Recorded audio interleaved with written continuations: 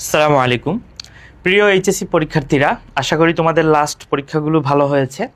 তোমাদের নেক্সট পরীক্ষা হচ্ছে আইসিটি। তো আইসিটিতে তোমরা অনেকেই খারাপ করো, বিশেষ করে এমসিকিউতে খারাপ করো। তো সেজন্য আমরা তোমাদের জন্য অদম্য একাডেমির পক্ষ থেকে একটা সাজেশন নিয়ে আসলাম, খুবই কম্প্যাক্ট সাজেশন আর কি।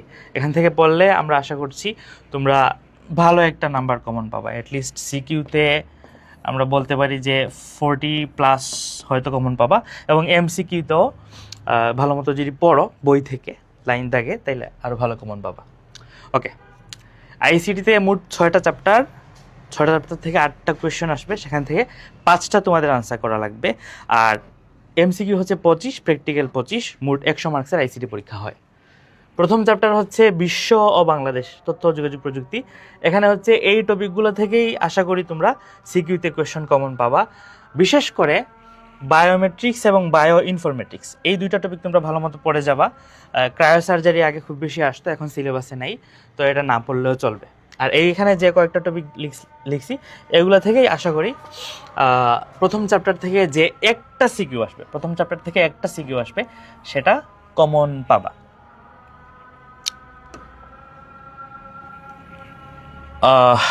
চ্যাপ্টার টু হচ্ছে কমিউনিকেশন সিস্টেমস ও নেটওয়ার্কিং। চ্যাপ্টার 2 থেকে টপোলজি আসে, নেটওয়ার্কিং কেবল আসে, তারপর হচ্ছে ডাটা ট্রান্সমিশন মোড এবং মেথড, এই দুইটা জিনিস আসে। টপোলজি হচ্ছে এই যে বাস, স্টার, হাইব্রিড, বিভিন্ন ধরনের টপোলজি আছে, কোনটা কোন কাজের জন্য ব্যবহার করা ভালো এগুলা আসে। তো টপোলজিটা ভালো মতো পড়বা, এটা হচ্ছে খুবই ফেমাস কোয়েশ্চন, বারবারই আসে। নেটওয়ার্ক কেবলের মধ্যে আছে হচ্ছে ফাইবার অপটিক্যাল কেবল, টু স্টেট পেয়ার কেবল সহ এটসেট্রা, এগুলা কিন্তু পরীক্ষায় আসে। বিশেষ করে চিত্র সহ তোমরা পড়ে যাওয়ার চেষ্টা করবা, চিত্র এবং চিত্রে প্রত্যেকটা অর্গানের নাম কোনটা কি। ডেটা ট্রান্সমিশন মোড এবং data transmission method, synchronous, asynchronous, isochronous, এরপর হচ্ছে simplex, half duplex, full duplex, এই মোড এবং মেথডগুলো তোমরা ভালো মতো পড়ে যাবা পার্থক্য সহ। তোমরা যদি জাস্ট পার্থক্যটা টেবিল আকারে পড়ে যাও, 4-5টা পার্থক্য, তাহলে কিন্তু এখান থেকে যে কোয়েশ্চনই আসুক তোমরা পারবা। তারপর 3 নম্বর অধ্যায়ে যদি আমরা আসি, আইসিটির সবচেয়ে গুরুত্বপূর্ণ অধ্যায় হচ্ছে 3 নম্বর অধ্যায়। কারণ এখান থেকে বাকি সব চ্যাপ্টার থেকে হয়তো একটা কোয়েশ্চেন আসবে, কিন্তু এই একটা চ্যাপ্টার থেকে সরাসরি যদি স্ট্যান্ডার্ড কোয়েশ্চেন হয় 2টা সিকিউ আসবে, ঠিক আছে? কারণ এই চ্যাপ্টার একটা হইলেও এখানে কিন্তু 2টা অংশ, একটা হচ্ছে সংখ্যা পদ্ধতি আর একটা হচ্ছে ডিজিটাল ডিভাইস, ঠিক আছে? সংখ্যা পদ্ধতি থেকে সাধারণত সংখ্যা পদ্ধতির বিভিন্ন রূপান্তর আসে, বাইনারি, অক্টাল, ডেসিমাল, হেক্সাডেসিমাল, এই 4টার মধ্যে একটা আর একটা রূপান্তর, এগুলো হচ্ছে বেশি আসে। তারপর হচ্ছে যোগ বিয়োগ, বিশেষ করে 2-এর পরিপূরক বিয়োগ করার জন্য লাগে আর কি, এই জিনিসটা তোমাদের লাগবে সংখ্যা পদ্ধতি থেকে।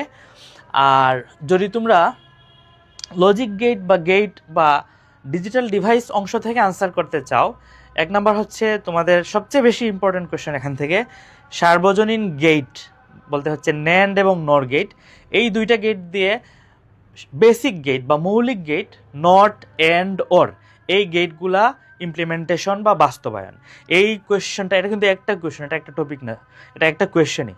এই কোয়েশ্চেনটা যদি ভালো মতো পড়ো, আশা করি তোমাদের সামনের পরীক্ষাতেই হুবহু এই কোয়েশ্চেনটা কমন পেয়ে যেতে পারো।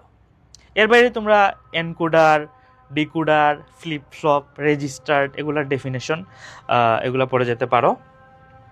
4 নম্বর চ্যাপ্টার হচ্ছে ওয়েব ডিজাইন পরিচিতি এবং HTML। এখান থেকে যদি বলো একটা কোয়েশ্চেন তোমাদের বলে দিতে, সেটা হচ্ছে একটা টেবিল দেওয়া থাকবে, এই টেবিলের HTML কোডটা তোমাদের লিখতে হবে, HTML ট্যাগটা মূলত তোমাদের লিখতে হবে, এখান থেকেই মূলত কোয়েশ্চেনটা বেশি আসে। এর বাইরে তোমরা পড়তে পারো হচ্ছে এই ওয়েবসাইটের কাঠামো, একটা ওয়েবসাইটের কি কি পার্ট থাকে, তারপর হচ্ছে একটা ওয়েবসাইট লিঙ্কে কি কি অংশ থাকে, এগুলো পড়তে পারো। তো টেবিলের জন্য ডেফিনেটলি এই জিনিসগুলোই লাগে আলটিমেটলি। তারপর হাইপার লিঙ্ক, ইমেজ, লিস্ট করা, এগুলোর জন্য বিভিন্ন ট্যাগ আছে, এই ট্যাগগুলো ভালো মতো পড়তে পারো। 5 নম্বর চ্যাপ্টার হচ্ছে প্রোগ্রামিং ভাষা। তোমাদের বেশিরভাগের জন্য সবচেয়ে আতঙ্কের নাম হচ্ছে এই চ্যাপ্টার। 1 নম্বর হচ্ছে তোমরা চাইলে এই চ্যাপ্টার স্কিপ করতে পারো সিকিউ এর জন্য, কারণ বাকি চ্যাপ্টারগুলো থেকে অলরেডি তোমরা 5টা সিকিউ কমন পাবা।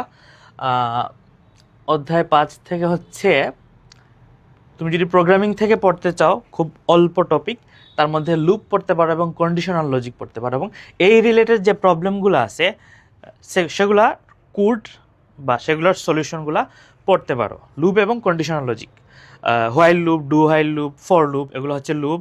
কন্ডিশনাল লজিক হচ্ছে ইফ বা কন্ডিশনাল স্টেটমেন্ট হচ্ছে ইফ এলস, এগুলো আর কি। তো এখান থেকে কিন্তু প্রশ্ন কমন আসার চান্স আছে, এটা তোমরা পড়বা, কারণ হচ্ছে MCQ এ শুধু এই চ্যাপ্টার থেকেই 5টা কোয়েশ্চন চলে আসার চান্স আছে, শুধু এই চ্যাপ্টার থেকেই 5টা এমনকি 6টা কোয়েশ্চন চলে আসার চান্স আছে। ঠিক আছে, 5-6টা কোয়েশ্চন যদি এই চ্যাপ্টার থেকে চলে আসে, এটা তোমরা কিন্তু স্কিপ করলে MCQ এ খারাপ হয়ে যাবে। তো এই চ্যাপ্টারটাও একটু পড়ার চেষ্টা করবে MCQ এর জন্য, আর সিকিউ এর জন্য যদি পড়তে পারো তাহলে তো বেটার। 6 নম্বর চ্যাপ্টার, এটাও আমি রেকমেন্ড করবো তোমাদের পড়ার জন্য, কারণ এখানে টপিক খুবই অল্প এবং এই টপিক থেকেই বারবার প্রশ্ন আসে যদি আসে। চ্যাপ্টারের নাম হচ্ছে ডাটাবেজ ম্যানেজমেন্ট সিস্টেম।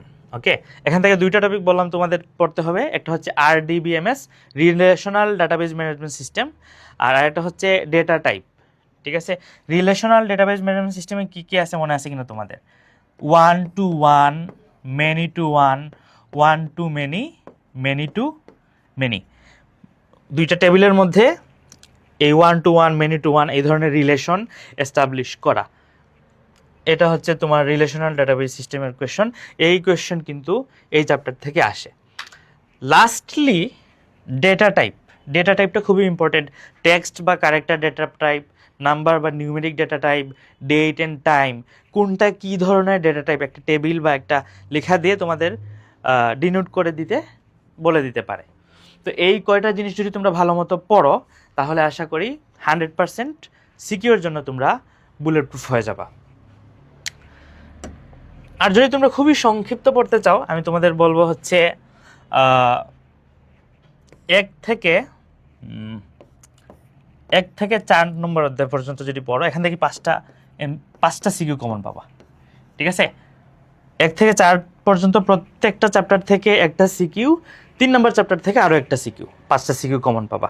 আর যদি তোমরা চাও আর একটু ভালো মতো পড়াশোনা করতে, সিকিউতে রিস্ক নিতে না চাও কোনো ধরনের, তাইলে পুরো চ্যাপ্টার পড়বা, পুরো বই পড়বা, কোনো সমস্যা নেই। তো আশা করি তোমাদের পরীক্ষা আরও ভালো হবে।